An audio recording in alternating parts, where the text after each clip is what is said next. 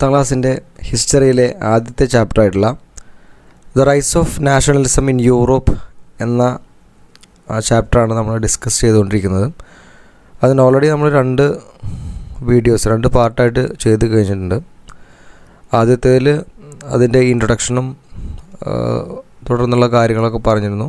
രണ്ടാമത്തെ വീഡിയോയിൽ French revolution, അപ്പോൾ അതിൻ്റെ ആ കാലഘട്ടത്തിൽ നടന്ന ഈ ഫ്രാൻസിൽ ഈ ദേശീയ ബോധം വളർത്താൻ വേണ്ടിയിട്ട് അവിടുത്തെ റവല്യൂഷണറി ചെയ്ത കാര്യങ്ങൾ, അതുപോലെ തന്നെ നെപ്പോളിയൻ്റെ വരവ്, അദ്ദേഹം ഫ്രാൻസിന് പുറത്തുള്ള രാജ്യങ്ങളിൽ ഏതൊക്കെ രീതിയിലാണ് ഈ ദേശീയത ഈ ഫ്രഞ്ച് ആർമിയുടെ സഹായത്തോടെ എത്തിച്ചത്, അതിനുശേഷം അദ്ദേഹത്തിന് അവിടെ നേരിടേണ്ടി വരുന്ന പരാജയങ്ങളെക്കുറിച്ച് നമ്മൾ പറഞ്ഞിട്ടുണ്ട് ആ വീഡിയോകളിലായിട്ട്.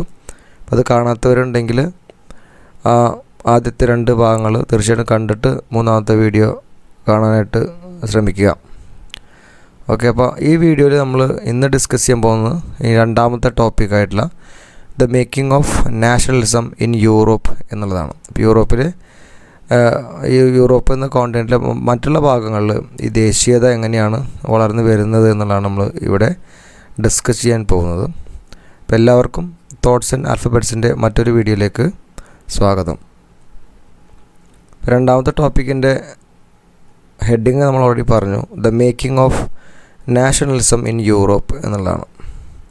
അപ്പോൾ ആദ്യമായിട്ട് പറയുന്നത്, ഇപ്പോൾ നമ്മൾ ഈ 18ാം നൂറ്റാണ്ടിലെ ഒരു മാപ്പൊക്കെ എടുത്ത് നോക്കിയാൽ, ഇപ്പോൾ ഈ ടെക്സ്റ്റ് ബുക്കിലെ ഇതിൽ മുമ്പത്തെ പേജിലൊരു മാപ്പ് കാണാം. അപ്പോൾ ആ മാപ്പ് നമ്മൾ പരിശോധിച്ച് കഴിഞ്ഞാൽ ഇപ്പം ഇന്ന് നമുക്കറിയാവുന്ന ഇന്നത്തെ രീതിയിലുള്ള ജർമ്മനിയോ ഇറ്റലിയോ ഫ്രാൻസോ അല്ലെങ്കിൽ ഓസ്ട്രിയയോ ഒന്നും അവിടെ ആ മാപ്പിൽ നമുക്ക് കാണാൻ സാധിക്കില്ല. കാരണം അന്ന് ഈ പറഞ്ഞ രാജ്യങ്ങളൊന്നും തന്നെ ഇന്നത്തെ രീതിയിലായിരുന്നില്ല ഉണ്ടായിരുന്നത്. ആ ഭൂപ്രദേശങ്ങളൊക്കെ ഉണ്ടെങ്കിലും ആ ജനങ്ങളൊക്കെ അവിടെ ഉണ്ടെങ്കിലും ഈ ഒരു വ്യക്തമായിട്ടുള്ളൊരു പൊളിറ്റിക്കൽ ബൗണ്ടറി ഒന്നുമുള്ളൊരു രാജ്യങ്ങളായിരുന്നില്ല അവിടെ ഉള്ളത്. അപ്പോൾ അതാണ് ആദ്യമായിട്ട് ഇവിടെ പറഞ്ഞിട്ടുള്ളത്. If you look at the map of mid-18th century Europe, you will find that there were no nation states as we know them today. അപ്പോൾ നാഷൻ സ്റ്റേറ്റ് എന്താണെന്ന് ഞാൻ ഫസ്റ്റ് വീഡിയോയിൽ പറഞ്ഞിട്ടുണ്ട്. അപ്പം നാഷൻ സ്റ്റേറ്റ് എന്താണ്, മോഡേൺ സ്റ്റേറ്റ് എന്താണെന്നുള്ള കാര്യങ്ങളാണ് നമ്മളവിടെ പറഞ്ഞിട്ടുള്ളത്. അപ്പോൾ അത് വ്യക്തമായിട്ട് മനസ്സിലാക്കിയാലേ ഈ നാഷൻ സ്റ്റേറ്റ് എന്താണെന്ന് നമുക്ക് ഇവിടെ അണ്ടർസ്റ്റാൻഡ് ചെയ്യാൻ വേണ്ടിയിട്ട് സാധിക്കുകയുള്ളൂ. അപ്പോൾ അന്ന് ഇത്തരത്തിലുള്ള നാഷൻ സ്റ്റേറ്റ് ഉണ്ടായിരുന്നില്ല യൂറോപ്പിൽ. What we know today as Germany, Italy and Switzerland were divided into kingdoms, duchies and cantons. അപ്പോൾ ഇന്നത്തെ ഈ രാജ്യങ്ങളൊക്കെ ജർമ്മനി ആയാലും ഇറ്റലി ആയാലും സ്വിറ്റ്സർലാൻഡ് ആയാലും അന്ന് ഉണ്ടായിരുന്നത് അവർ പലതരത്തിലുള്ള കിങ്ഡംസ് ആയിട്ടാണ്. അതിൽ പല രാജാക്കന്മാർ ഭരിക്കുന്ന രാജ്യങ്ങളോ സാമ്രാജ്യങ്ങളോ ഒക്കെ ആയിട്ടാണ്. അല്ലെങ്കിൽ അടുത്ത ഒരു പേരോടെ കൊടുത്തിട്ടുള്ളത് ഡച്ചീസ് എന്നാണ്. ഡച്ചീസ് എന്ന് പറഞ്ഞാൽ ഒരു ഡ്യൂക്കിൻ്റെ കീഴിലുള്ള ടെറിട്ടറി. ഡ്യൂക്ക് എന്ന് പറഞ്ഞപ്പോൾ ഈ രാജാവിനൊക്കെ തൊട്ട് താഴെ വരുന്നൊരു പോസ്റ്റാണ് ഡ്യൂക്ക് എന്ന് പറഞ്ഞാൽ. അപ്പോൾ ഡ്യൂക്ക് ഭരിക്കുന്ന ആ പ്രദേശത്തിന് നമ്മൾ ഡച്ചീസ് എന്ന് പറയുന്നു. പിന്നെ അടുത്തൊരു വേർഡ് കൊടുത്തിട്ടുള്ളത് കാൻറ്റോൺസ് ആണ്. കാൻറ്റോൺസ് എന്ന് പറഞ്ഞാൽ സബ് ഡിവിഷൻ എന്ന് പറയാം. Sub division of A territory. ഒന്നിന് ഒരു വലിയൊരു പ്രദേശത്ത് താഴെ വരുന്ന ചെറിയൊരു പ്രദേശമാണ്. അവരങ്ങനെ ഈ കാൻറ്റോൺസ് ഉണ്ടാക്കുന്നത് ഭരിക്കാനുള്ള എളുപ്പത്തിന് വേണ്ടിയിട്ടാണ് ഇതിനെ ഡിവൈഡ് ചെയ്യുന്നത്. അപ്പം കാൻറ്റോൺസ് എന്ന് പറഞ്ഞാൽ sub division of A territory എന്ന് പറയാം. അപ്പോൾ ഇന്നത്തെ രാജ്യങ്ങളൊന്നും അന്നില്ല. അന്ന് ഈ പറഞ്ഞ പോലെ കിങ്ഡംസ് ആണ്, ഡച്ചീസ് ആണ് ആൻഡ് കാൻറ്റോൺസ് ആണ് ഉണ്ടായിരുന്നത്. Whose rulers had their autonomous territories. അപ്പോൾ അവർക്കെല്ലാം തന്നെ അവരുടെ ഓട്ടോണമസ് ആയിട്ടുള്ള പ്രദേശങ്ങളുണ്ട്. ഓട്ടോണമസ് എന്ന് പറഞ്ഞാൽ സ്വയം ഭരിക്കാനുള്ള അധികാരത്തോടു കൂടിയ പ്രദേശങ്ങളായിരുന്നു ഈ കിങ്ഡംസിനും ഡച്ചീസിനും അതുപോലെ തന്നെ കാൻറ്റോൺസിലൊക്കെ ഉണ്ടായിരുന്നത്. Eastern and central Europe were under autocratic monarchies within the territories of which lived diverse people. അപ്പോൾ കിഴക്കൻ യൂറോപ്പും അതുപോലെ തന്നെ സെൻട്രൽ യൂറോപ്പും എന്നൊക്കെ പറയുന്നത് ആ ഭാഗത്തുള്ളത് ഓട്ടോക്രാറ്റിക് മൊണാർക്കിയാണ്. ഓട്ടോക്രാറ്റിക് പറഞ്ഞാൽ സ്വേച്ഛാധിപതികളായിട്ടുള്ള, അല്ലെങ്കിൽ നമ്മൾ ആദ്യത്തെ ആ ടോപ്പിക്കിൽ പറഞ്ഞിട്ടുണ്ട് ഇവരെക്കുറിച്ച്, അബ്സല്യൂട്ടിസ്റ്റുകളെ കുറിച്ച്. അതായത് അവരെ കൺട്രോൾ ചെയ്യാനായിട്ട് ആ രാജ്യത്ത് വേറെ ആരുമില്ല. ആ രാജ്യത്തെ ടോട്ടൽ കൺട്രോൾ അവരുടെ കയ്യിലാണുള്ളത്. അതാണ് ഓട്ടോക്രാറ്റിക് എന്ന് പറഞ്ഞാൽ. ഓട്ടോക്രാറ്റിക് മൊണാർക്കീസ്, സ്വേച്ഛാധിപതികളായിട്ടുള്ള രാജാക്കന്മാർ അല്ലെങ്കിൽ കുടുംബങ്ങളാണ് ഈ ഈസ്റ്റേൺ യൂറോപ്പും അതുപോലെ സെൻട്രൽ യൂറോപ്പൊക്കെ ആ സമയത്ത് ഭരിച്ചു കൊണ്ടിരിക്കുന്നത്. അവരുടെ ഇടയിൽ എങ്ങനെയാണ് ആ പ്രദേശങ്ങളിൽ ജീവിക്കുന്ന ജനങ്ങൾ ഡൈവേഴ്സ് പീപ്പിളാണ്. ഡൈവേഴ്സ് എന്ന് പറഞ്ഞാൽ വ്യത്യസ്തങ്ങളായിട്ടുള്ള പല തരത്തിലുള്ള കൾച്ചർ ഫോളോ ചെയ്യുന്ന, പല തരങ്ങളിലായിട്ടുള്ള ഭാഷകൾ സംസാരിക്കുന്ന, വിവിധങ്ങളായിട്ടുള്ള വംശങ്ങളിലുള്ള ജനങ്ങൾ ജീവിക്കുന്ന, ഇവരൊക്കെ ഒന്നിച്ചിട്ട് കൊണ്ടുപോവുകയാണ് ഈ രാജാക്കന്മാർ ചെയ്യുന്നത്. കാരണം ഇവർക്കൊന്നും വ്യക്തമായിട്ടുള്ള ഇതില്ല, ഒരു ഐഡൻറ്റിറ്റി ഇവർക്ക് ഉണ്ടായി വന്നിട്ടില്ല. ആ ഒരു ഐഡൻറ്റിറ്റിയുടെ, ആ കളക്റ്റീവ് ഐഡൻറ്റിറ്റിയുടെ വളർച്ചയാണ് ദേശീയതയായിട്ട് നമ്മളിവിടെ പഠിക്കുന്നത്. അപ്പം ഈ 18-ാം നൂറ്റാണ്ടിൻ്റെ ആ കാലഘട്ടത്തിൽ യൂറോപ്പിൽ രാജ്യങ്ങളായിട്ടില്ല, അവരൊക്കെ കിങ്ഡംസാണ്, ഡച്ചീസാണ്, കാൻറ്റോൺസാണ്. ഇവർക്കെല്ലാം ഓട്ടോണമസ് ഇതുണ്ട്. ഓട്ടോണമസ് സ്വയം ഭരിക്കാനുള്ള അധികാരമുണ്ട്. പിന്നെ ഈസ്റ്റേൺ യൂറോപ്പിലും അതുപോലെ തന്നെ സെൻട്രൽ യൂറോപ്പിലൊക്കെ ഓട്ടോക്രാറ്റിക് മൊണാർക്കീസാണ്. അവരുടെ രാജ്യങ്ങളിൽ, അവരുടെ സാമ്രാജ്യങ്ങളിൽ ജീവിക്കുന്നത് വളരെ വ്യത്യസ്തങ്ങളായിട്ടുള്ള ഡൈവേഴ്സ് ആയിട്ടുള്ള ജനങ്ങളാണ് ജീവിക്കുന്നത്. സോ നെക്സ്റ്റ് സെൻറ്റൻസ് പറയുന്നു, they did not see themselves as sharing a collective identity or a common culture. അപ്പോൾ ഈ രാജ്യങ്ങളിൽ ജീവിക്കുന്ന ഈ ജനങ്ങൾക്ക് ഒരു കളക്റ്റീവ് ഐഡൻറ്റിറ്റി ഇല്ല. ഞങ്ങളെല്ലാവരും ഒന്നാണ്, അല്ലെങ്കിൽ ഇറ്റാലിയൻ സംസാരിക്കുന്നവർ ഞങ്ങളുടെ ഭാഗമാണെന്ന് ജർമ്മൻകാർക്ക് തോന്നുന്നില്ല. അപ്പോൾ ആ കളക്റ്റീവ് ഐഡൻറ്റിറ്റി അവരുടെ ഇടയിലില്ല. പിന്നെ ഒരു കോമൺ കൾച്ചർ, ഒരു പങ്കുവയ്ക്കപ്പെട്ട സംസ്കാരം, ഇവർക്കൊന്നും ഒരേ സംസ്കാരമല്ല ഉള്ളത്. പലരും പല സംസ്കാരങ്ങൾ ഫോളോ ചെയ്യുന്ന ഒരു വ്യക്തികളാണ്. അതുകൊണ്ട് തന്നെ ഒരു ഐക്യം എന്ന് പറയുന്ന സംഭവം ഈ രാജ്യങ്ങളിലില്ല. രാജ്യം എന്ന് പറയാൻ പറ്റില്ല, ആ സാമ്രാജ്യങ്ങളിലില്ല. Often they even spoke different languages and belonged to different ethnic groups. അവർ പല പല ഭാഷകളാണ് സംസാരിക്കുന്നത്, അതുപോലെ തന്നെ പല വംശങ്ങളിൽ പെട്ട ആൾക്കാരാണ്, പല പല എത്നിക് ഗ്രൂപ്പ്സിൽപ്പെട്ട ആൾക്കാരാണ്. ഇനി ഇവിടെ ഇപ്പോൾ ഇത്രയും പറഞ്ഞു കഴിഞ്ഞിട്ട് ഒരു പ്രത്യേക രാജവംശത്തെ പറ്റിയിട്ടാണ് ഇവിടെ പറയുന്നത്. അതാണ് ഹാബ്സ്ബർഗ് എംപയർ. ഹാബ്സ്ബർഗ് എംപയറിനെ പറ്റിയാണ് ഇവിടെ പറയുന്നത്. ഈ ഹാബ്സ്ബർഗ് എംപയർ ഉള്ള ഒരു രാജ്യം എന്ന് പറഞ്ഞാൽ ഓസ്ട്രിയ ഹംഗറിയാണ്. ഈ ഓസ്ട്രിയയും ഹംഗറിയും പിന്നീട് 2 രാജ്യങ്ങളായിട്ട് മാറുന്നുണ്ട്. അന്ന് ഇത് ഓസ്ട്രിയ ഹംഗറി എന്ന പേരിലാണ് അറിയപ്പെട്ടിരുന്നത്. അപ്പോൾ ഓസ്ട്രിയ ഹംഗറി ഭരിച്ചിരുന്ന ഒരു വലിയൊരു എംപയർ ആയിരുന്നു, അല്ലെങ്കിൽ ഒരു രാജകുടുംബമായിരുന്നു ഹാബ്സ്ബർഗ് എംപയർ എന്ന് പറയാം. അപ്പോൾ ഇത് കണക്ട് ചെയ്യാൻ വേണ്ടിയിട്ട് നമ്മൾ ഈ ഹാബ്സ്ബർഗിലൊരു ഒരു ബർഗർ എന്ന് വിചാരിക്കുക. അത് ബർഗർ നമ്മൾ ഹംഗറി ആയിരിക്കുമ്പോഴാണ് കഴിക്കാറ് അല്ലേ. അപ്പോൾ അങ്ങനെ ഈ ഹാബ്സ്ബർഗിലെ ബർഗും അതുപോലെ തന്നെ ഹംഗറി നമ്മൾ കണക്ട് ചെയ്ത് കഴിഞ്ഞാൽ ഹാബ്സ്ബർഗ് എംപയർ എവിടെയാണ് നമുക്ക് ഈസി ആയിട്ട് ഓർത്തിരിക്കാൻ വേണ്ടിയിട്ട് സാധിക്കും. സോ ഇവിടെ പറഞ്ഞത് the Habsburg empire that ruled over Austria and Hungary for example was a patchwork of many different regions and people. ഇപ്പോൾ നമ്മളിപ്പോൾ പറയാൻ പോകുന്ന ഈ ഹാബ്സ്ബർഗ് എംപയർ എന്ന് പറഞ്ഞാൽ ഒരു പാച്ച് വർക്കായിരുന്നു. അതായത് പാച്ച് വർക്ക് എന്ന് പറഞ്ഞാൽ പലതും അങ്ങനെ കൂട്ടിച്ചേർത്തിട്ടുള്ള, തുന്നിച്ചേർത്തിട്ടുള്ള ഒരു പ്രദേശമായിരുന്നു. ഒരുപാട് വ്യത്യസ്തങ്ങളെ ജനങ്ങളുള്ള ഒരു പ്രദേശമായിരുന്നു ഈ ഓസ്ട്രിയ ഹംഗറി എന്ന് പറയുന്നത്. ഇനി അവിടെ ഏതൊക്കെ വിഭാഗത്തിൽപ്പെട്ട ആൾക്കാരാണ്, ഏതൊക്കെ പ്രദേശങ്ങളാണ് ഉള്ളത് എന്നുള്ളതാണ് ഇവിടെ പറയുന്നത്. അപ്പോൾ നമുക്ക് ജനറലായിട്ടൊരു ഐഡിയ കിട്ടാൻ വേണ്ടിയിട്ടാണ് ഈ പ്രദേശങ്ങളൊക്കെ ഇവിടെ ഒരു മെൻഷൻ ചെയ്തിരിക്കുന്നത്. അപ്പോൾ അതിൽ ആരൊക്കെയാണ് ഉള്ളത്? It included the Alpine regions, Tyrol, Austria and Sudetenland as well as Bohemia. അപ്പോൾ അവിടെ ഹാബ്സ്ബർഗ് ഡൈനാസ്റ്റിയിലുള്ള പ്രദേശങ്ങളുടെ പേരുകളാണ് ഇവിടെ കൊടുത്തിട്ടുള്ളത്. Alpine, Tyrol, Austria, Sudetenland as well as Bohemia. Where the aristocracy was predominantly German speaking. അപ്പോൾ ഈ പറഞ്ഞ ഏരിയകളിൽ, ഇപ്പോൾ നമ്മൾ ഓൾറെഡി പറഞ്ഞ ഏരിയയിൽ ആൽപൈനിൽ, ടൈറോളിൽ, സുഡറ്റൻലാൻഡിൽ, ബൊഹീമിയയിൽ ഇവിടെ അരിസ്റ്റോക്രസി, അതായത് ഈ സമൂഹത്തിലെ ഏറ്റവും ഹൈ ക്ലാസ് ആയിട്ടുള്ള ജനങ്ങൾ, പ്രഭുക്കന്മാരൊക്കെ സംസാരിക്കുന്നത് ജർമ്മനാണ്. ഇനി അടുത്തത്, it also included the Italian speaking provinces. കൂടാതെ അവിടെ ഇറ്റാലിയൻ സംസാരിക്കുന്ന ആൾക്കാർ ജീവിക്കുന്നുണ്ട്. ആ പ്രദേശങ്ങളുടെ പേരാണ് ലോംബാർഡി ആൻഡ് വെനീഷ്യ. ഇതൊന്നും ഇപ്പോൾ ഇല്ല, അതൊക്കെ ഇറ്റലിയുടെ ഭാഗങ്ങളാണ് ഇപ്പം. അപ്പോൾ ജർമ്മൻ സംസാരിക്കുന്ന കുറേ പ്രദേശങ്ങളും അതോടൊപ്പം തന്നെ ഇറ്റാലിയൻ സംസാരിക്കുന്ന ഒരു പ്രദേശവും, അത് 2 പ്രദേശങ്ങളുടെ പേര് കൊടുത്തിട്ടുണ്ട്, ലൊംബാർഡി ആൻഡ് വെനീഷ്യ. ഇനി നമ്മൾ ഓസ്ട്രിയ ഹംഗറി ആണ് പറഞ്ഞത്. അപ്പോൾ ഹംഗറി നേരത്തെ അവിടെ മെൻഷൻ ചെയ്തിട്ടുണ്ട്, ഓസ്ട്രിയ നേരത്തെ അവിടെ മെൻഷൻ ചെയ്തിട്ടുണ്ട്, ഇതാ ഇവിടെ. ഇനി ഹംഗറി എന്ന് പറയുന്ന പ്രദേശം എന്താണ്? In Hungary half of the population spoke Magyar. ഹംഗറിയിലേക്ക് വരുമ്പോൾ അവിടെ ജീവിക്കുന്ന ജനങ്ങളുടെ ഭാഷ എന്ന് പറയുന്നത് മാഗ്യാറാണ്. While the other half spoke a variety of dialects. ഹംഗറിയിലുള്ള ഒരു വിഭാഗം സംസാരിക്കുന്ന മാഗ്യാർ എന്ന് പറയുന്ന ഭാഷയും ബാക്കി പകുതി സംസാരിക്കുന്നത് വ്യത്യസ്തങ്ങളായിട്ടുള്ള പലതരത്തിലുള്ള ഡയലക്ട്സ്, ലോക്കൽ ലാംഗ്വേജസ് ആണ് ബാക്കി വരുന്ന ആൾക്കാർ സംസാരിക്കുന്നത്. ഇനി ഗാലീഷ്യ എന്ന് പറയുന്ന പ്രദേശത്ത് എന്താണെങ്കിൽ, in Galicia the aristocracy spoke Polish. അവിടെയുള്ള ഹൈ ക്ലാസ് പീപ്പിൾ സംസാരിക്കുന്നത് പോളിഷാണ്. Besides these three dominant groups, there also lived within the boundaries of the empire a mass of subject peasants people. ഇപ്പോൾ ഈ ഇത്രയും പറഞ്ഞ അരിസ്റ്റോക്രസി അല്ല ഹൈ ക്ലാസ് സൊസൈറ്റീനെ കൂടാതെ ഒരു വലിയൊരു വിഭാഗം ജനങ്ങൾ, അതായത് പെസൻസ് ഇവിടെ ജീവിക്കുന്നുണ്ട്, കർഷകർ ഇവിടെ ജീവിക്കുന്നുണ്ട്. അവരാണ് ഡോമിനൻ്റ് ഗ്രൂപ്പ്. ഏറ്റവും കൂടുതലുള്ള ജനസംഖ്യയുള്ള വിഭാഗം ഈ പറഞ്ഞ പെസൻസാണ്. The Bohemians and Slovaks to the north, Slovenes in Carniola, Croats to the south, and Romans to the east of Transylvania. ഇത് ഓരോ ഡയറക്ഷനിൽ ഓരോ ദിശകളിൽ കിടക്കുന്ന വിഭാഗങ്ങളുടെ പേരാണ് കൊടുത്തിട്ടുള്ളത്. So such differences did not easily promote a sense of political unity.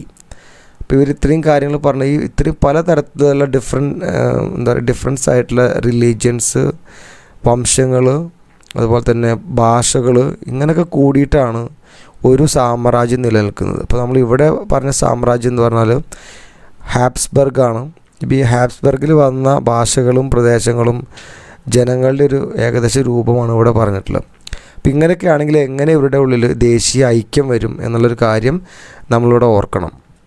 The only tie binding these diverse groups together was a common allegiance to the emperor. അപ്പോൾ ഇത്രയും പല തരത്തിലുള്ള ജനങ്ങളോട് ജീവിക്കുന്നുണ്ട്. ഇപ്പോൾ ഇവരെയൊക്കെ ഒന്നിച്ച് നിർത്തിയ ഒരേ ഒരു കാര്യം എന്ന് പറഞ്ഞാൽ ആ രാജ്യം ഭരിക്കുന്ന രാജാവിനോടുള്ള ലോയൽറ്റി അല്ലെങ്കിൽ അലീജിയൻസ്, അയാളോടുള്ള വിധേയത്വമാണ് ഇത്രയും വ്യത്യസ്തങ്ങളായിട്ടുള്ള ഈ ആൾക്കാരെ അവിടെ ഒന്നിച്ച് ജീവിക്കാൻ പ്രേരിപ്പിച്ചു. ഒരു പക്ഷേ ആ രാജാവിനെ ഭയന്നിട്ടായിരിക്കാം ഇവരൊക്കെ ഇങ്ങനെ ഒരു സാമ്രാജ്യമായിട്ട് നിൽക്കുകയാണ്.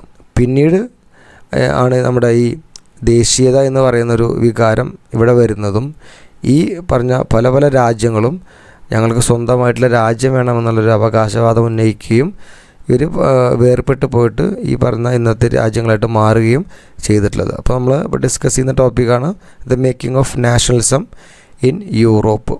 ഇനി അടുത്ത ടോപ്പിക്കിലേക്ക് പോകാം. ഇത് വളരെ പ്രധാനപ്പെട്ടൊരു ടോപ്പിക്കാണ് ഈ മിഡിൽ ക്ലാസ് എന്ന് പറയുന്നത്. ഓക്കെ, അരിസ്റ്റോക്രസി എന്ന് പറഞ്ഞാൽ ഞാൻ പറഞ്ഞ ഹൈ ക്ലാസ് ആണ്. അരിസ്റ്റോക്രസി എന്ന് പറഞ്ഞാൽ നല്ല പൈസയൊക്കെയുള്ള ഹൈ ക്ലാസ് സൊസൈറ്റിയുള്ള ആൾക്കാരാണ്. അപ്പം അരിസ്റ്റോക്രസിൻ്റെ മീനിങ് നമുക്കൊന്ന് ഓർക്കാൻ വേണ്ടിയിട്ട് അരിസ്റ്റോക്രസി അല്ലേ, അരി ഇഷ്ടം പോലെ മേടിക്കാൻ കഴിയുന്ന ആൾക്കാർ. അപ്പോൾ അരിസ്റ്റോക്രസി എന്ന് പറഞ്ഞാൽ ഹൈ ക്ലാസ് പീപ്പിളാണെന്ന് അവിടെ ഓർത്തിരിക്കാം. ഇനി രണ്ടാമത്തെ ഭാഗത്തിലേക്ക് പോവാം. Socially and politically A landed aristocracy was the dominant class on the continent. അപ്പോൾ യൂറോപ്പ് എന്ന് പറയുന്ന കോണ്ടിനെൻറ്റിലെ കാര്യങ്ങളാണ് നമ്മളിവിടെ പറയുന്നത്. അപ്പോൾ കോണ്ടിനെൻറ്റ് എന്നിവിടെ വിശേഷിപ്പിക്കുന്നത് യൂറോപ്പിനെ തന്നെയാണ്. അപ്പോൾ സാമൂഹികമായിട്ടും രാഷ്ട്രീയപരമായിട്ടും ഈ ലാൻഡഡ് അരിസ്റ്റോക്രസി പറഞ്ഞാൽ ഒരുപാട് ഭൂപ്രദേശങ്ങളൊക്കെ ഉള്ള ഈ ജനങ്ങൾ, ഈ ഹൈ ക്ലാസ് പീപ്പിള് ആയിരുന്നു അവിടെ ഡോമിനൻ്റ്, അവിടെ ആധിപത്യം സ്ഥാപിച്ച് നിൽക്കുന്നത്. ഏത് കോണ്ടിനെൻറ്റിൽ? യൂറോപ്പിൽ. ഇപ്പോൾ യൂറോപ്പിൽ ഈ അരിസ്റ്റോക്രസിയാണ് അവിടെ ഇങ്ങനെ ബാക്കിയുള്ളവർ മേലാധിപത്യം സ്ഥാപിച്ചുകൊണ്ട് നിൽക്കുന്നത്. The members of this class were united by a common way of life. അപ്പോൾ ഇവരൊക്കെ എന്താണ്, ഒരു പൊതുവായിട്ടുള്ളൊരു ജീവിത രീതി ഫോളോ ചെയ്യുന്ന ആൾക്കാരാണ് ഈ അരിസ്റ്റോക്രസി എന്ന് പറയുന്നത്. എല്ലാവർക്കും ഇപ്പോൾ ഏത് രാജ്യമായിക്കോട്ടെ, അപ്പോൾ അതിന് ഒരു ബൗണ്ടറി ഒന്നുമില്ല. It's cut across regional divisions. അപ്പോൾ ഈ അരിസ്റ്റോക്രസിയുടെ ജീവിത രീതി എല്ലാ രാജ്യങ്ങളിലും എല്ലാ പ്രദേശങ്ങളിലും ഏകദേശം ഒരേപോലെയാണ് ഉള്ളത്. They owned estate in the countryside and also town houses. അവർക്കെല്ലാവർക്കും ഇഷ്ടംപോലെ പ്രോപ്പർട്ടികൾ കയ്യിലുണ്ട്. കൺട്രി സൈഡിൽ അവർക്ക് എസ്റ്റേറ്റുകളുണ്ട്, പിന്നെ കൂടാതെ ടൗൺ ഹൗസസ്. ഇപ്പോൾ ടൗണുകളിലൊക്കെ സ്വന്തമായിട്ടുള്ള വലിയ വലിയ പാലസുകളോ കൊട്ടാരങ്ങളൊക്കെ ഉള്ള വ്യക്തികളായിരുന്നു ഇവർ. And they spoke French for the purposes of diplomacy and in high society. അപ്പോൾ അവർ ഇവരൊക്കെ കൂടിച്ചേർന്ന ഈ വലിയ മീറ്റിങ്ങുകളിലോ അല്ലെങ്കിൽ പലതരത്തിലുള്ള കാര്യങ്ങൾ ഡിസ്കസ് ചെയ്യാനുള്ള സമയത്തൊക്കെ ഇവർ യൂസ് ചെയ്യുന്ന ലാംഗ്വേജ് ഫ്രഞ്ചാണ്. അപ്പോൾ അതൊരു MCQ ക്വസ്റ്റ്യനായിട്ട് വരാൻ ചാൻസ് ഉണ്ട്. So they spoke French for the purpose of diplomacy and in high society. പിന്നെ അടുത്തൊരു പ്രത്യേകത എന്ന് പറഞ്ഞാൽ ഇവരുടെ ഫാമിലീസൊക്കെ തന്നെ കണക്റ്റഡ് ആണ്. ടൈസ് ഓഫ് മാരേജ്, അപ്പോൾ കല്യാണം കഴിക്കുന്നതിലാണ് ഇവർ കണക്റ്റ് ആക്കുന്നത്. ഇപ്പോൾ ഫ്രാൻസിലെ ഒരു അരിസ്റ്റോക്രാറ്റിക് ഫാമിലിക്ക് വേണമെങ്കിൽ നമുക്ക് ഓസ്ട്രിയ, ഹംഗറി അവിടെയുള്ളൊരു അരിസ്റ്റോക്രസി ആയിട്ടുള്ളൊരു ഫാമിലിയിൽ നിന്ന് ഒരു പ്രഭു കുടുംബത്തിൽ നിന്ന് മാരേജ് ചെയ്യാം. അങ്ങനെ ഇവർ പരസ്പരം ബന്ധപ്പെട്ട് കിടക്കുകയാണ് ഇവരുടെ ഫാമിലീസൊക്കെ തന്നെ. സോ അവരുടെ ഡിപ്ലോമസിയൊക്കെ സംസാരിക്കാനായിട്ട് അവർ യൂസ് ചെയ്യുന്ന ഭാഷ ഫ്രഞ്ചാണ്. And their families were often connected by ties of marriage. This powerful aristocracy was however numerically a small group. ഇപ്പോൾ ഇവർ പവർഫുൾ ആണെങ്കിലും നമ്മൾ കണക്കെടുത്ത് കഴിഞ്ഞാൽ it's a numerically small group. വളരെ അംഗസംഖ്യ കുറഞ്ഞൊരു വിഭാഗമാണ് നമ്മുടെ അരിസ്റ്റോക്രസി എന്ന് പറയുന്നത്. അപ്പോൾ ഇവർ കുറവാണെങ്കിൽ തീർച്ചയായിട്ടും അംഗസംഖ്യ കൂടിയൊരു വിഭാഗം അവിടെ ഉണ്ടായിരിക്കും. So the majority of the population was made of peasantry. അപ്പോൾ അവിടെ ഏറ്റവും കൂടുതൽ ആൾക്കാരുള്ളത് ഈ കർഷകരാണ്. അപ്പം അരിസ്റ്റോക്രസി കുറവും കർഷകർ കൂടുതലുമാണ് നമ്മുടെ യൂറോപ്പിലും. ഇനി ആ പ്രദേശങ്ങൾ യൂറോപ്പിൻ്റെ പല റീജിയൻസിൽ എങ്ങനെയാണ് ഈ ലാൻഡ് ഹോൾഡിംഗ് ഉള്ളത് നമ്മുടെ നോക്കുന്നത്. To the west the bulk of the land was farmed by tenants and small owners. ഇപ്പോൾ യൂറോപ്പിൻ്റെ പടിഞ്ഞാറൻ സൈഡിൽ, വെസ്റ്റേൺ സൈഡിൽ ഈ കൾട്ടിവേഷനൊക്കെ നടക്കുന്നത് ഇങ്ങനെയാണ്. ടെനൻറ്റ്സ് ആണ്. ടെനൻറ്റ്സ് പറഞ്ഞാൽ ഒരു വലിയൊരു ലാൻഡ് ലോഡിൻ്റെ കയ്യിൽ നിന്ന് ഭൂമി കടമെടുത്തിട്ട് അല്ലെങ്കിൽ പാട്ടത്തിനെടുത്തിട്ട് അതിൽ കൃഷി ചെയ്യുന്നതാണ് ടെനൻറ്റ്സ് എന്ന് പറഞ്ഞാൽ. കൂടാതെ സ്മാൾ ഓണേഴ്സ്, ചെറിയ ചെറിയ ഈ ഉടമസ്ഥരൊക്കെ അവിടെ ഉണ്ട്. ഇനി നമ്മൾ ഈസ്റ്റേൺ ആൻഡ് സെൻട്രൽ യൂറോപ്പിലേക്ക് നോക്കിക്കഴിഞ്ഞാൽ അവിടുത്തെ പാറ്റേൺ ഡിഫറെൻ്റ് ആണ്. അവിടുത്തെ ലാൻഡ് ഹോൾഡിംഗ് എന്ന് പറഞ്ഞാൽ അവിടുത്തെ കൃഷി കാര്യങ്ങളൊക്കെ എന്ന് പറഞ്ഞാൽ വലിയ വലിയ എസ്റ്റേറ്റുകൾ അവിടെ ഉണ്ട്. അവിടെ ഈ സർഫുകളെ വെച്ചിട്ട് പണിയെടുപ്പിക്കുക ചെയ്യുക. സർഫുകൾ എന്ന് പറഞ്ഞാൽ നമ്മൾ ഫ്യൂഡലിസത്തിൻ്റെ സമയത്ത് സമൂഹത്തിൽ ഏറ്റവും താഴെ തട്ടിലുണ്ടായിട്ടുള്ള ആ പെസൻസിനെയും അല്ലെങ്കിൽ സ്ലേവ്സിനെയൊക്കെ കൂട്ടിയിട്ടുള്ള ഒരു പേരാണ് സർഫ്. അപ്പോൾ ഈ സർഫുകളെ കൊണ്ട് അടിയാളന്മാരെ കൊണ്ട് എസ്റ്റേറ്റുകളിൽ പണിയെടുപ്പിക്കുന്ന രീതിയാണ് നമ്മുടെ ഈസ്റ്റേൺ ആൻഡ് സെൻട്രൽ യൂറോപ്പിലുള്ളത്. അപ്പോൾ വെസ്റ്റേൺ സൈഡിൽ എന്ന് പറഞ്ഞാൽ ടെനൻറ്റ്സും സ്മാൾ ഓണേഴ്സാണ് ഉള്ളത്. ഈസ്റ്റേൺ ആൻഡ് സെൻട്രൽ യൂറോപ്പിൽ വലിയ വലിയ എസ്റ്റേറ്റുകളാണ്. അവിടെ സർഫുകളെ വെച്ചിട്ട് പണിയെടുപ്പിക്കുകയാണ് ചെയ്യുന്നത്. ഇവിടെ അരിസ്റ്റോക്രസിയെ പറ്റിയാണ് നമ്മൾ പറയുന്നത്. ഇനി അരിസ്റ്റോക്രസിയുടെ കാര്യം കഴിഞ്ഞു. ഇനി നമ്മൾ ന്യൂ മിഡിൽ ക്ലാസ് എന്നുള്ളൊരു ടോപ്പിക്കിലേക്കാണ് പോകുന്നത്. ന്യൂ മിഡിൽ ക്ലാസ് എന്ന് പറയുന്നത് ആ സമയത്ത് നമുക്കറിയാം പ്രഭുക്കന്മാർ, രാജാക്കന്മാർ, അതുപോലെ തന്നെ പള്ളിയിലെ പുരോഹിതന്മാർ, അങ്ങനെ ഒരു വലിയൊരു വിഭാഗമുണ്ട്. അവരെ നമുക്ക് ഹൈ ക്ലാസ് എന്ന് പറയാം. പിന്നെ അവർക്കൊക്കെ വേണ്ടി പണിയെടുക്കുന്ന തീരെ പാവപ്പെട്ട ഈ പെസൻസും സ്ലേവ്സും സെർഫ്സൊക്കെയാണ് ഉള്ളത്. അപ്പോൾ ഇങ്ങനെ രണ്ട് വിഭാഗങ്ങൾ, ഒന്ന് പാവപ്പെട്ടവരും ഒന്ന് പണക്കാരും. ഇനി ഇവരുടെ ഇടയിലേക്ക് ഒരു പുതിയ വിഭാഗം ജനങ്ങൾ വരികയാണ്. അതിനാണ് നമ്മൾ മിഡിൽ ക്ലാസ് എന്ന് പറയുന്നത്. In the western and parts of Central Europe, the growth of industrial production and trade meant the growth of towns and the emergence of commercial classes whose existence was based on the production for the market. അപ്പോൾ ആദ്യത്തെ സെൻറ്റൻസിൽ പറയുന്നത് ഈ western യൂറോപ്പിലും അതുപോലെ തന്നെ central യൂറോപ്പിലൊക്കെ ഒരു industrial പ്രൊഡക്ഷൻ്റെ, അതായത് വാണിജ്യാടിസ്ഥാനത്തിൽ ഉൽപ്പന്നങ്ങൾ ഉണ്ടാക്കുന്നത് ഒരു പുതിയ സിനാരിയോ അവിടെ ഉരുത്തിരിഞ്ഞ് വരുന്നുണ്ട്. ഇപ്പം വ്യവസായവൽക്കരണം എന്ന് വേണമെങ്കിൽ പറയാം. പണ്ട് നമ്മൾ കൈകൊണ്ടൊക്കെ ഉണ്ടാക്കിയിരുന്ന പല പല പ്രൊഡക്റ്റുകളും മെഷീൻസ് ഉപയോഗിച്ചുണ്ടാക്കാൻ തുടങ്ങുകയും അതിൻ്റെ ഫലമായിട്ട് പെട്ടെന്ന് തന്നെ വളരെ കുറഞ്ഞ സമയം കൊണ്ട് ഒരുപാട് പ്രൊഡക്ട്സ് ഉണ്ടാക്കാൻ സാധിക്കുകയും അത് വിറ്റ് വരുമാനം നേടാനൊക്കെ സാധിക്കുകയും ചെയ്യുന്ന ഒരു പ്രവണതയാണ് ഇൻഡസ്ട്രിയൽ പ്രൊഡക്ഷൻ അല്ലെങ്കിൽ ഇൻഡസ്ട്രിയൽ ഗ്രോത്ത് എന്നൊക്കെ പറയും. ഇൻഡസ്ട്രിയൽ റവല്യൂഷൻ എന്നൊക്കെ നമ്മൾ പഠിച്ചിട്ടുണ്ടായിരിക്കും മുൻ ക്ലാസ്സുകളിൽ. അപ്പോൾ അത്തരത്തിലൊരു സഡനായിട്ടുള്ളൊരു മാറ്റം ഈ വെസ്റ്റേൺ ആൻഡ് സെൻട്രൽ യൂറോപ്പിൽ ഉണ്ടാവുകയാണ്. അപ്പോൾ അതുമായി ബന്ധപ്പെട്ടിട്ട് ഈ ഗ്രോത്ത് ഓഫ് ടൗൺസ് കൂടെ വരുന്നു. ഗ്രോത്ത് ഓഫ് ടൗൺസ് എന്ന് പറഞ്ഞാൽ ഫോർ എക്സാമ്പിൾ ഇപ്പോൾ നമ്മുടെ ഏതെങ്കിലും ചെറിയൊരു വില്ലേജിൽ ഒരു വലിയൊരു ഇൻഡസ്ട്രി നടത്താൻ പറ്റുന്ന പെർഫെക്റ്റ് ലൊക്കേഷനാണെങ്കിൽ അവിടെ ഈ കമ്പനി സ്റ്റാർട്ട് ചെയ്ത് കഴിഞ്ഞാൽ ആ കുഗ്രാമത്തിൻ്റെ മുഖച്ഛായ തന്നെ മാറും. കാരണം ഈ ടൗണിൽ ഈ പ്രദേശത്ത് അല്ലെങ്കിൽ ഈ കമ്പനിയിൽ ഇവർ തുടങ്ങിയ കമ്പനിയിൽ വർക്ക് ചെയ്യാനായിട്ട് ഒരുപാട് ആൾക്കാർ അവിടേക്ക് വരാൻ ചാൻസ് ഉണ്ട്. ഇങ്ങനെ ആൾക്കാർ കൂടുമ്പം ആ പ്രദേശത്ത് ഈ പറയുന്ന ആൾക്കാർക്ക് വേണ്ട സൗകര്യങ്ങളൊക്കെ മെല്ലെ മെല്ലെ ഉണ്ടായി വരും. അതായത് അവർക്ക് ജീവിക്കാൻ വേണ്ട താമസ സൗകര്യം, അവർക്ക് മേടിക്കാൻ വേണ്ട സാധനങ്ങൾ മേടിക്കാൻ വേണ്ടി ചെറിയ ചെറിയ സൂപ്പർ മാർക്കറ്റുകൾ, വാഹന സൗകര്യങ്ങൾ, ഇതൊക്കെ കൂടുതൽ ഇങ്ങനെ മെല്ലെ മെല്ലെ വന്നുകൊണ്ടിരിക്കും. അപ്പോൾ അങ്ങനെ ഒരു ചെറിയൊരു പ്രദേശത്ത് ഒരു വലിയൊരു ഇൻഡസ്ട്രി തുടങ്ങിക്കഴിഞ്ഞാൽ അത് മെല്ലെ മെല്ലെ ഒരു ടൗണായിട്ട് മാറാൻ ചാൻസ് ഉണ്ട്. അപ്പോൾ ടൗണായിട്ട് മാറുമ്പോൾ കൂടുതൽ ഇൻഡസ്ട്രീസ് വരും, കൂടുതൽ ആൾക്കാർ വരും, കൂടുതൽ ജോബ് ഓപ്പർച്യൂണിറ്റീസ് അവിടെ വരും. അങ്ങനെ ആ ചെറിയൊരു പ്രദേശം വലിയൊരു ടൗണായി പിന്നീട് ഒരു വലിയ സിറ്റിയൊക്കെ ആയിട്ട് ഇങ്ങനെ മാറാൻ ചാൻസ് ഉണ്ട്. അപ്പോൾ ഇത്തരത്തിൽ ഇൻഡസ്ട്രിയൽ പ്രൊഡക്ഷൻ തുടങ്ങിയപ്പം അതിൻ്റെ കൂടെ തന്നെ ടൗണുകളും ഇവിടെ വളർന്നു വരികയാണ്. അപ്പം ഈ ടൗണുകളിൽ ജീവിക്കുന്ന, ഈ ഫാക്ടറികളിൽ ജോലി ചെയ്യുന്ന ഒരു പുതിയ വിഭാഗം ജനങ്ങൾ അവിടെ ഉണ്ടായിട്ട് വരികയാണ്. അപ്പോൾ അവരുടെ ഈ പുതിയ വിഭാഗം ജനങ്ങളുടെ എക്സിസ്റ്റൻസ് എന്ന് പറഞ്ഞാൽ അവരെന്തിലാണ് നിലനിൽക്കുന്നത്, അവരെന്തിനു വേണ്ടിയിട്ടാണ് അവർ വന്നിട്ടുള്ളത്, അവർ പ്രൊഡക്ഷൻ ഫോർ ദ മാർക്കറ്റ്. അപ്പോൾ അവർക്ക് മാർക്കറ്റിലേക്ക് വേണ്ടിയിട്ട് അല്ലെങ്കിൽ ഈ പുതിയ വന്ന ഈ കമ്പനികളിൽ വർക്ക് ചെയ്യുക എന്നുള്ളതാണ് അവരുടെ ഈ എക്സിസ്റ്റൻസ് എന്ന് പറയുന്നത്. ഇനി അടുത്തൊരു MCQ ക്വസ്റ്റ്യനാണ്. ഈ പറഞ്ഞ ഇൻഡസ്ട്രിയലൈസേഷൻ അല്ലെങ്കിൽ വ്യാവസായികവൽക്കരണം ആദ്യമായിട്ട് വന്നത് ഇംഗ്ലണ്ടിലാണ്.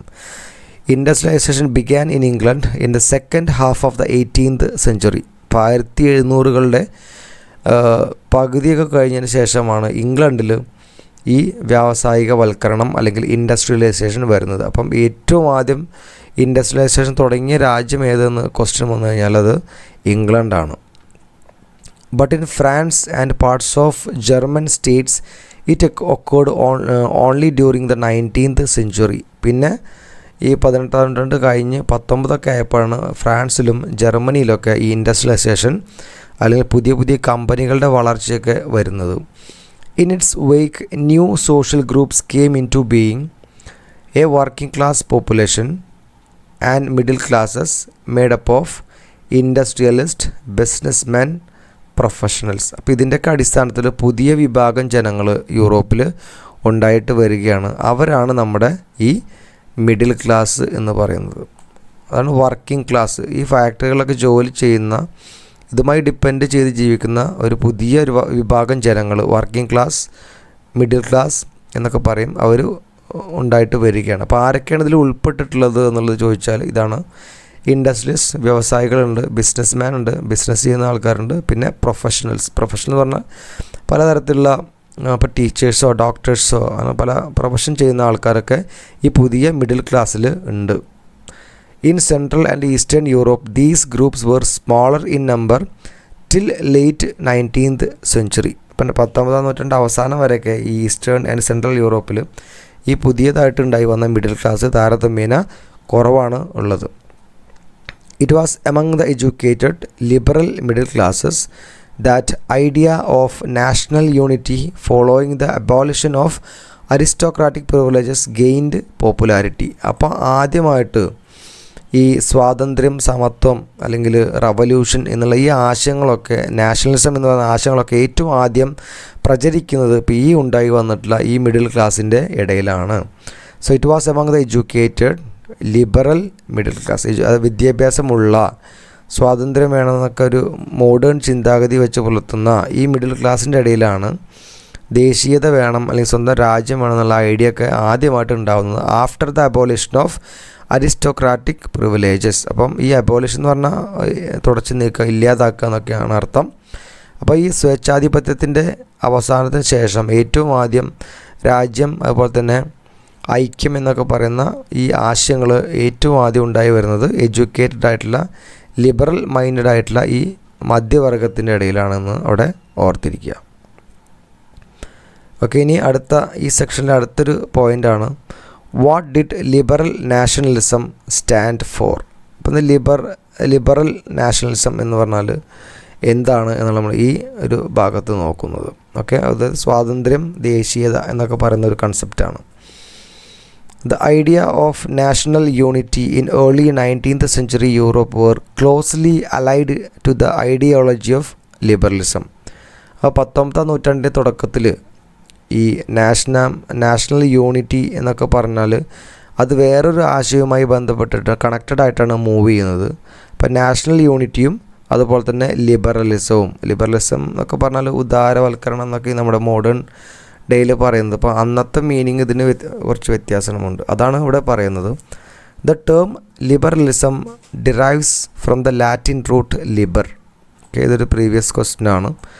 ഇപ്പോൾ ഒരു ലാറ്റിൻ ഭാഷയിലൊരു വേർഡാണ് ലിബർ എന്ന് പറയുന്നത്. അതിൻ്റെ മീനിങ് ഫ്രീ ആണ്. ഓക്കെ, അപ്പോൾ ഈ ലിബർ എന്ന് പറയുന്ന ഈ ലാറ്റിൻ വേർഡിൽ നിന്നാണ് നമ്മുടെ ലിബറലിസം എന്നുള്ള വേർഡ് വന്നിട്ടുള്ളത്. ഇപ്പോൾ ലിബർ എന്ന് പറഞ്ഞാൽ ഫ്രീ ആണ്. അപ്പോൾ അതുമായി ബന്ധപ്പെട്ട ഒരു മീനിങ് തന്നെയായിരിക്കും ലിബറലിസത്തിനും വരുന്നത്. So for the new middle classes, liberalism stood for freedom for the individual and equality for all before the law. അപ്പോൾ ഇത് ഓർത്തിരിക്കുക. അപ്പോൾ നമ്മൾ നേരത്തെ പറഞ്ഞ ഇൻഡസ്ട്രിയൽ റവല്യൂഷന് ശേഷം ഉണ്ടായിട്ട് വന്നിട്ടുള്ള ഒരു പുതിയ എഡ്യൂക്കേറ്റഡ് ആയിട്ടുള്ള മിഡിൽ ക്ലാസ്സിന് എന്തായിരുന്നു ലിബറലിസം എന്ന് ചോദിച്ചാൽ, according to them liberalism stood for freedom for the individual. വ്യക്തി സ്വാതന്ത്ര്യം, എല്ലാ വ്യക്തിക്കും സ്വാതന്ത്ര്യം വേണമെന്നും എല്ലാവരും നിയമത്തിന് മുന്നിൽ സമന്മാരാണെന്നുള്ള ആ വളരെ ബ്രോഡായിട്ടുള്ളൊരു കൺസെപ്റ്റായിരുന്നു, ഒരു ബ്രോഡായിട്ടുള്ളൊരു മീനിങ് ആയിരുന്നു ഈ പുതിയ ലിബറലിസം, പുതിയ മിഡിൽ ക്ലാസ്സിന് ലിബറലിസം എന്ന് പറഞ്ഞാൽ. In politically it emphasised the concept of government by consent. അപ്പോൾ ഇത് വളരെ ഇമ്പോർട്ടൻ്റ് ആണ്. ഇപ്പോൾ ഈ ലിബറൽ നാഷണലിസത്തിൻ്റെ മീനിങ് ചോദിക്കാറുണ്ട്. പൊളിറ്റിക്കൽ മീനിങ്, എക്കണോമിക് മീനിങ് ഒക്കെ ഉണ്ട്. ഇപ്പോൾ പൊളിറ്റിക്കൽ മീനിങ് എന്ന് പറഞ്ഞാൽ സിമ്പിളായിട്ട് ഇവിടെ കൊടുത്തിട്ടുണ്ട്. Politically it emphasised the concept of government by consent. Consent പറഞ്ഞാൽ സമ്മതം. ഇവിടെ ജനങ്ങളുടെ സമ്മതമാണ് ഉദ്ദേശിക്കുന്നത്. അപ്പം രാഷ്ട്രീയത്തിൽ ലിബറലിസം അല്ലെങ്കിൽ ലിബറൽ നാഷണലിസം എന്ന് പറഞ്ഞാൽ ജനങ്ങളുടെ സമ്മതത്തോടെയുള്ള അല്ലെങ്കിൽ ജനങ്ങളുടെ താല്പര്യത്തോട് കൂടിയിട്ടുള്ള ഒരു ഗവൺമെൻറ് എന്നുള്ളതാണ് അതിൻ്റെ അർത്ഥം. Since the French revolution liberalism had stood for the end of autocracy and clerical privileges. ഇപ്പോൾ ഫ്രഞ്ച് റവല്യൂഷൻ 1789 നടന്നു. അപ്പോൾ ആ സമയം മുതൽ തന്നെ ഈ ലിബറലിസത്തിൻ്റെ പൊളിറ്റിക്കൽ മീനിങ് എന്ന് പറയുന്നത് എന്താണ്? എൻഡ് ഓഫ് ഓട്ടോക്രസി, സ്വേച്ഛാധിപത്യത്തിൻ്റെ അവസാനം, ആൻഡ് ക്ലറിക്കൽ പ്രിവിലേജസ്. ആ പണ്ട് ഈ ഹൈ ക്ലാസ് സൊസൈറ്റിക്കൊക്കെ കിട്ടിയിരുന്ന ഒരുപാട് ആനുകൂല്യങ്ങൾ, ജന്മം കൊണ്ട് അവർക്ക് കിട്ടിയിരുന്ന എന്താ പറയുക ടാക്സ് ഇളവുകൾ, ഇത്തരത്തിലുള്ള ഈ ക്ലറിക്കൽ പ്രിവിലേജുകളൊക്കെ അല്ലെങ്കിൽ അവയുടെയൊക്കെ അവസാനം ആണ് എന്നതിൻ്റെ അർത്ഥം ഈ ലിബറലിസത്തിൻ്റെ അർത്ഥം. അത് പൊളിറ്റിക്കൽ മീനിങ്ങിലാണ് ഇതൊക്കെ വരുന്നത്. പിന്നെ അതാണ് A constitution and representative government through parliament. അപ്പോൾ അടുത്ത കാര്യം പറയുന്നത് ഒരു ഭരണഘടന വേണം. അതോടൊപ്പം തന്നെ എങ്ങനെയാണ് ഇത് ഭരിക്കേണ്ടത്? ഒരു റെപ്രസെൻറ്റേറ്റീവ് ആയിട്ടാണ്. അതായത് നമ്മൾ ഇന്ന് ചെയ്യുന്ന രീതി, അത് നമ്മൾ നമ്മുടെ റെപ്രസെൻറ്റേറ്റീവ്സിനെ വോട്ടിങ്ങിലൂടെ തിരഞ്ഞെടുക്കുന്നു. അപ്പോൾ നമുക്കാണ് അവിടെ അവകാശം ആരായിരിക്കണം ഇനി നമ്മൾ അടുത്തത് ഭരിക്കേണ്ടത് എന്നുള്ളത്. അപ്പോൾ അത് എങ്ങനെയാണ് ഭരിക്കേണ്ടത്? Through parliament. ഇപ്പോൾ നമുക്കറിയാം നമ്മുടെ parliament Rajya Sabha, Lok Sabha, president, prime മിനിസ്റ്ററൊക്കെ ഉണ്ട്. അപ്പോൾ അത്തരത്തിൽ ഫ്രഞ്ച് റവല്യൂഷൻ സമയത്ത് ഇതിൻ്റെ മീനിങ് ആയിരുന്നു ഈ end of autocracy, clerical privileges and A constitution and A representative government through parliament. അപ്പോൾ ഇത്തരത്തിൽ ഒരു വലിയ സമഗ്രമായിട്ടുള്ള മാറ്റമാണ് ഇതിൻ്റെ രാഷ്ട്രീയപരമായിട്ടുള്ള അർത്ഥം എന്ന് പറയുന്നത്. 19th century liberals also stressed the inviolability of private property. പിന്നെ അടുത്തൊരു കാര്യം പറയുന്നവർ ഈ പ്രൈവറ്റ് പ്രോപ്പർട്ടി ആണ്. പണ്ട് രാജാക്കന്മാരുടെ കയ്യിലുണ്ടായിരുന്ന ഈ സ്വത്തുക്കളൊക്കെ എല്ലാ വ്യക്തികൾക്കും സ്വന്തമാക്കാനുള്ള അവകാശമുണ്ട്. ഇപ്പോൾ നമ്മളൊക്കെ വർക്ക് ചെയ്യാൻ തയ്യാറാണെങ്കിൽ നമുക്കും പ്രോപ്പർട്ടി വാങ്ങാനും സ്വന്തമാക്കാനൊക്കെ അവകാശമുണ്ട് എന്ന് നമ്മുടെ ലിബറൽസ് വിശ്വസിക്കുന്നു. അപ്പോൾ അതാണ് ഒരു ഇൻവയലബിലിറ്റി എന്ന് പറഞ്ഞാൽ ഒഴിച്ചുകൂടാനാവാത്തതാണ് എന്നുള്ള ഒരു മീനിങ്ങാണ് അവിടെ ഉള്ളത്. അപ്പം ആദ്യത്തെ ഇതിൽ പറയുന്ന പൊളിറ്റിക്കൽ മീനിങ് ആണ് ഈ ലിബറലിസത്തിൻ്റെ. ഇനി അടുത്ത പാരഗ്രാഫിൽ പറയുന്നത് yet equality before the law did not necessarily stand for universal suffrage. അപ്പോൾ നമ്മൾ വളരെ വലിയൊരു കാര്യമൊക്കെ നേരത്തെ പറഞ്ഞു. ലിബറലിസം എന്ന് പറഞ്ഞാൽ ഗവൺമെൻറ് ബൈ കൺസെൻ്റ് ആണ്, എല്ലാവർക്കും ഈക്വാലിറ്റി വേണം, അതുപോലെ തന്നെ നിയമത്തിന് മുന്നിൽ എല്ലാവരും സമന്മാരാണ് എന്നൊക്കെ നേരത്തെ പറഞ്ഞുവെങ്കിലും അതിന് ചെറിയൊരു പ്രോബ്ലം ഉണ്ട്. അതാണ് ഇവിടെ നമ്മൾ പറയുന്നത്. അപ്പോൾ സഫറേജ് എന്ന് പറഞ്ഞാൽ അവിടെ മീനിങ് കൊടുത്തിട്ടുണ്ട്. ദ റൈറ്റ് ടു വോട്ട് അല്ലെങ്കിൽ വോട്ടവകാശം എന്നാണ് സഫറേജിൻ്റെ അർത്ഥം. Yet equality before the law did not necessarily stand for universal suffrage. അപ്പം ആഗോള പ്രായപൂർത്തി വോട്ടവകാശം, യൂണിവേഴ്സൽ സഫറേജ് എന്ന് പറഞ്ഞാൽ അതാണ്. എല്ലാ വ്യക്തിക്കും 18 വയസ്സ് കഴിഞ്ഞാൽ വോട്ടവകാശം എന്നുള്ളതാണ് അതിൻ്റെ അർത്ഥം. So you will recall that in revolutionary France which marked the first political experiment in liberal democracy The right to vote and to get elected was granted exclusively to property owning men. ഇപ്പോൾ French revolution സമയത്ത് നമ്മൾ പഠിച്ചിട്ടുണ്ട്, അത് 9th സ്റ്റാൻഡേർഡിലൊക്കെയാണ് detail ആയിട്ട് പറയുന്നത്. അവർ ഫ്രാൻസിന് സ്വാതന്ത്ര്യത്തിന് വേണ്ടിയിട്ട് പോരാടുന്ന സമയത്ത്, അല്ലെങ്കിൽ റവല്യൂഷൻ കഴിഞ്ഞതിന് ശേഷവും അവർ വോട്ടവകാശം കൊടുത്തിട്ടുള്ളത് കയ്യിൽ സ്വത്തുള്ള പുരുഷന്മാർക്ക് മാത്രമാണ്, പ്രോപ്പർട്ടി ഓണിങ് മെൻ. സ്ത്രീകൾക്കും അതുപോലെ തന്നെ പാവപ്പെട്ട പുരുഷന്മാർക്കൊന്നും അവിടെ വോട്ടവകാശം അവർ കൊടുത്തിട്ടില്ല. അപ്പോൾ അതാണ് ഇവിടെ ഈ ഇതിൽ പറയുന്നത്. Yet equality before law did not necessarily stand for universal suffrage. You will recall that in revolutionary France which marked the first political experiment. അപ്പോൾ ആദ്യമായിട്ട് ഈ സ്വാതന്ത്ര്യ പോരാട്ടങ്ങളിലൊക്കെ ഒരു പരീക്ഷണം നടക്കുന്നത് ഫ്രാൻസിലാണ്. എങ്കിൽ കൂടി ഫ്രാൻസിൽ വോട്ടവകാശം അവർ കൊടുത്തിട്ടുള്ളത് ആർക്ക് മാത്രമാണ്? Only to the property owning men. Men without property and all women were excluded from political rights. ഒക്കെ അവർ ഈ രാഷ്ട്രീയപരമായിട്ടുള്ള അവകാശങ്ങളിൽ നിന്നൊക്കെ മാറ്റി നിർത്തപ്പെട്ടവരായിരുന്നു. അതായത് പ്രോപ്പർട്ടി ഇല്ലാത്ത പുരുഷന്മാരും സ്ത്രീകളും ഈ രാഷ്ട്രീയപരമായിട്ടുള്ള അവകാശങ്ങൾ ഇല്ലാത്തൊരു വിഭാഗം ജനങ്ങളായിരുന്നു. So only for a brief period under the Jacobean did all the adult males enjoy suffrage. പിന്നെ നമ്മൾ ജാക്കോബിയൻ ക്ലബ്സ്, ജാക്കോബിയൻസിൻ്റെ ഒരു ഭരണം വരുന്നുണ്ട്, നമ്മുടെ റോബിൻസ്പിയറിനൊക്കെ വേണ്ടി പറഞ്ഞിട്ടുണ്ടായിരുന്നു. ആ ഒരു സമയത്ത് മാത്രമാണ് എല്ലാ പുരുഷന്മാർക്കും, അതായത് പ്രോപ്പർട്ടി ഉള്ളവരായാലും ഇല്ലാത്തവരായാലും വോട്ടവകാശം കൊടുത്തിരുന്നത് ഈ ചെറിയൊരു ജാക്കോബിയൻസിൻ്റെ സമയത്ത് മാത്രമായിരുന്നു. ഹവവർ ദ നെപ്പോളിയനിക് കോഡ്, ഇപ്പോൾ നമ്മൾ നെപ്പോളിയനിക് കോഡ് കഴിഞ്ഞ ക്ലാസ്സിലാണ് പറഞ്ഞത്, 1804 നെപ്പോളിയനിക് കോഡ് വരുന്നത്. So however Napoleonic code went back to limit suffrage and reduced woman to the status of a minor. ഇപ്പോൾ നെപ്പോളിയൻ വന്നപ്പോൾ ഈ സ്ത്രീകൾക്കാണ് കൂടുതൽ പ്രോബ്ലം ആയത്. അപ്പോൾ അയാൾ പറയുന്നത് സ്ത്രീകൾ എന്ന് പറഞ്ഞാൽ മൈനറാണ്, അവർ എപ്പോഴും ആ വീട്ടിലെ പുരുഷന്മാരുടെ കീഴിലാണ് വേണ്ടത്. ഒന്നുകിൽ ഫാദറിൻ്റെ സംരക്ഷണത്തിൽ അല്ലെങ്കിൽ ഹസ്ബൻഡിൻ്റെ സംരക്ഷണത്തിൽ ജീവിക്കേണ്ടവരാണ് സ്ത്രീകൾ എന്നുള്ള കുറച്ചുകൂടിയും ഇവരുടെ സ്റ്റാറ്റസ് താഴ്ത്തുന്ന തരത്തിലുള്ളൊരു നീക്കമായിരുന്നു നമ്മുടെ നെപ്പോളിയൻ ചെയ്തത്. However Napoleonic code went back to limit suffrage and reduced woman to the status of minor subject to the authority of fathers and husbands. Throughout the 19th and early 20th centuries, women and non-propertied men organized opposition movements demanding equal political rights.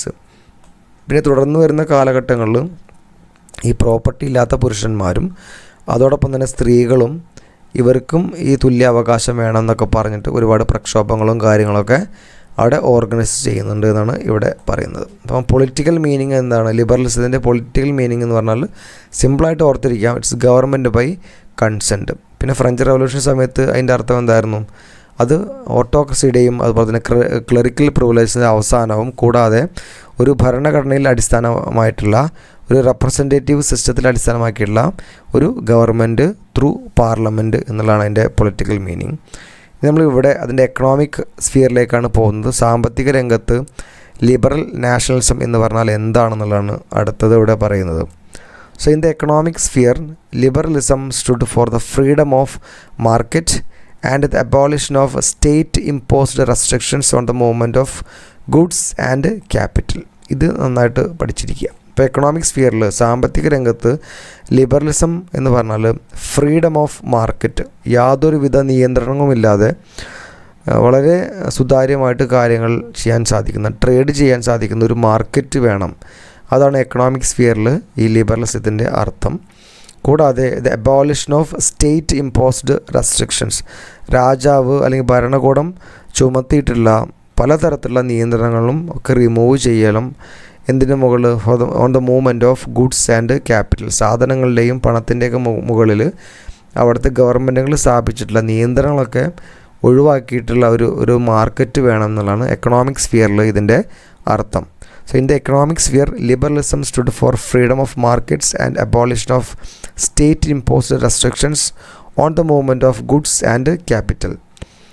During the 19th century, this was a strong demand of the emerging middle class. അപ്പോൾ നമ്മൾ നേരത്തെ പറഞ്ഞ ഈ പുതിയ വിഭാഗത്തിൻ്റെ ഒരു high ആയിട്ടുള്ള അവർ press ചെയ്തിട്ടുള്ള ഒരു ഡിമാൻഡായിരുന്നു ഈ എക്കണോമിക് ലിബറൽസ് എന്ന് പറഞ്ഞാൽ. So let us take the example of German speaking regions in the first half of 19th century. അപ്പോൾ നമ്മളിനി ഇത് മനസ്സിലാക്കാനായിട്ടൊരു എക്സാമ്പിളായിട്ടാണ് അടുത്ത് പഠിക്കുന്നത്. അത് നമ്മൾ ജർമ്മൻ സ്പീക്കിംഗ് ഏരിയയാണ് നമ്മളൊന്ന് ഓർത്തിരിക്കുക. So Napoleon's administrative measures had created out of countless small principalities a confederation of 39 states. അപ്പോൾ ജർമ്മനിയുടെ കാര്യമാണ് പറയുന്നത്. ഇപ്പോൾ ജർമ്മനിയുടെ അവസ്ഥ എന്ന് പറഞ്ഞാൽ കൗണ്ട്ലെസ് ആയിട്ടുള്ള സ്മോൾ പ്രിൻസിപ്പാലിറ്റീസ്, ഒരുപാട് പ്രദേശങ്ങളുള്ളൊരു സ്ഥലമായിരുന്നു ജർമ്മനി. പിന്നീട് നമ്മൾ നെപ്പോളിയൻ അങ്ങോട്ടൊക്കെ അറ്റാക്ക് ചെയ്ത് പോയിട്ടുണ്ട്. അവിടെ ഇയാൾ ദേശീയത വളർത്താൻ ശ്രമിച്ചിട്ടുണ്ടെന്നൊക്കെ പറഞ്ഞു. അപ്പോൾ ഇയാൾ ചെയ്തൊരു കാര്യം ഈ അഡ്മിനിസ്ട്രേറ്റീവ് ഡിവിഷൻസ് സിംപ്ലിഫൈ ചെയ്യുകയാണ്. അപ്പോൾ അത് നമ്മൾ കഴിഞ്ഞ വീഡിയോയിൽ പറഞ്ഞിട്ടുണ്ട്. അപ്പോൾ ഇത്തരത്തിൽ എണ്ണാൻ പോലും സാധിക്കാത്ത അത്രയും പ്രദേശങ്ങൾ ഇയാൾ വെറും 39 സ്റ്റേറ്റുകളായിട്ട് കുറയ്ക്കുന്നു. അപ്പോൾ ജർമ്മനിയിൽ 39 സ്റ്റേറ്റുകളാണുള്ളത് ഉള്ള കാര്യം അവിടെ ഓർത്തിരിക്കുക. So countless small principalities to a confederation of 39 states. Each of these possessed its own currency, weights and measures. അപ്പോൾ ഈ 39 സ്റ്റേറ്റിനും വ്യത്യസ്തങ്ങളായിട്ടുള്ള അവരുടേതായിട്ടുള്ള കറൻസി ഉണ്ട്. ഒരേ രാജ്യമാണെന്ന് ഓർക്കണം, ഓരോ സ്റ്റേറ്റിലും ഓരോ കറൻസിയാണ്. അപ്പോൾ ഇത് എക്കണോമിക് മേഖലകൾ അത് വളരെ പ്രോബ്ലമാണ്, ഈ പലതരത്തിലുള്ള കറൻസിയും പലതരത്തിലുള്ള അളവ് തൂക്കങ്ങളൊക്കെ ഉള്ളത്. അപ്പോൾ each of these possessed its own currency and weights and measures. അപ്പോൾ ഓരോ സ്റ്റേറ്റിലും പലതരത്തിലുള്ള കറൻസികളാണുള്ളത്, അളവ് തൂക്കങ്ങളാണ് ഉള്ളത് എന്നോടെ ഒന്ന് മനസ്സിലാക്കുക. So a merchant travelling in 1833 from Hamburg to Nuremberg to sell his goods would have to pass through 11 customs barriers and pay a customs duty of about 5% at each of them. അപ്പോൾ ഇത് രണ്ടും ജർമ്മനിയിലെ സ്ഥലങ്ങളാണ്, ഹാംബർഗും ന്യൂറംബർഗും. അപ്പോൾ ഹാംബർഗിൽ നിന്ന് ന്യൂറംബർഗിലേക്ക് ഒരു വ്യാപാരി അദ്ദേഹത്തിൻ്റെ പ്രൊഡക്റ്റ് വിൽക്കാൻ വേണ്ടിയിട്ട് പോവുകയാണെങ്കിൽ അദ്ദേഹത്തിന് ഏകദേശം 11 കസ്റ്റംസ് ബാരിയേഴ്സ്, ഇയാൾ ടാക്സ് കൊടുക്കേണ്ട സ്ഥലങ്ങളാണിത്, കസ്റ്റം ബാരിയേഴ്സ്. അങ്ങനെ 11 എണ്ണം ഒരൊറ്റ രാജ്യത്തിനകത്തുള്ള കാര്യമാണ് പറയുന്നത്. 11 സ്ഥലങ്ങളിൽ ഇയാൾ പൈസ കൊടുക്കേണ്ടി വരും. ഈ പൈസയുടെ ഒരു ശതമാനം എന്ന് പറഞ്ഞാൽ അദ്ദേഹത്തിൻ്റെ ഈ പ്രൊഡക്റ്റിൻ്റെ വാല്യൂ എത്രയാണോ അതിൻ്റെ 5% ഇയാൾ ഇവിടെ കൊടുക്കേണ്ടത്. അപ്പോൾ അവിടെ ഓർത്തിരിക്കുക, ഓരോ സ്റ്റേറ്റിലും ഈ അളവ് തൂക്കം എന്ന് പറഞ്ഞാൽ വേറെ വേറെ അളവുകളാണ്. അപ്പോൾ അതിനനുസരിച്ചുള്ള എമൗണ്ടാണ് ഇയാൾ കൊടുക്കേണ്ടത്. അപ്പോൾ ഇയാൾ തുല്യമായിട്ടുള്ളൊരു എമൗണ്ട് അല്ല ഈ 11 ബാരിയേഴ്സിൽ ഇയാൾ കൊടുക്കുന്നുള്ള കാര്യം നിങ്ങൾ ഓർക്കാം. So duties were often levied according to the weight of or measurement of the goods. അപ്പോൾ എത്രത്തോളം തൂക്കമുണ്ട് എന്നുള്ളൊരു, അല്ലെങ്കിൽ എത്ര നമുക്ക് മെഷർ ചെയ്യാൻ പറ്റും എന്നുള്ളത് നോക്കിയിട്ടാണ് ഈ ഓരോ സ്ഥലത്തും ഇവർ ഇത് ഡ്യൂട്ടി നിശ്ചയിക്കുന്നത്. 5% ഓർക്കാം. Okay. As each region had its own system of weights and measures, this involved time consuming calculation. ഇപ്പോൾ ഓരോ പ്രദേശത്തും ഓരോ അളവുകളാണ്, അതുകൊണ്ട് തന്നെ ഒരുപാട് സമയമെടുക്കുന്ന ഒരു പ്രക്രിയയാണ് ഇത്. അപ്പോൾ ഈ വ്യാപാരിക്ക് അദ്ദേഹത്തിന് ഒരുപാട് വാല്യുബിൾ ആയിട്ടുള്ള സമയം കൂടെ അവിടെ നഷ്ടപ്പെടുന്നു. ഇനി അവിടെ എക്സാമ്പിൾ പറയുന്നുണ്ട്. The measure of cloth, for example ക്ലോത്താണ് അവിടെ പറയുന്നത്, വാസ് ദ എല്ലി. അപ്പോൾ ക്ലോത്തിൻ്റെ അളവിനെ അവർ വിളിക്കുന്ന പേരാണ് എല്ലി എന്നുള്ളത്. Okay. The measure of cloth for example was the elle or ell എന്ന് വേണമെങ്കിൽ പറയാം, which in each region stood for a different length. ഓരോ പ്രദേശത്തും ഒരു എല്ലി എന്ന് പറഞ്ഞാൽ വേറെ വേറെ ലെങ്ത്താണ്.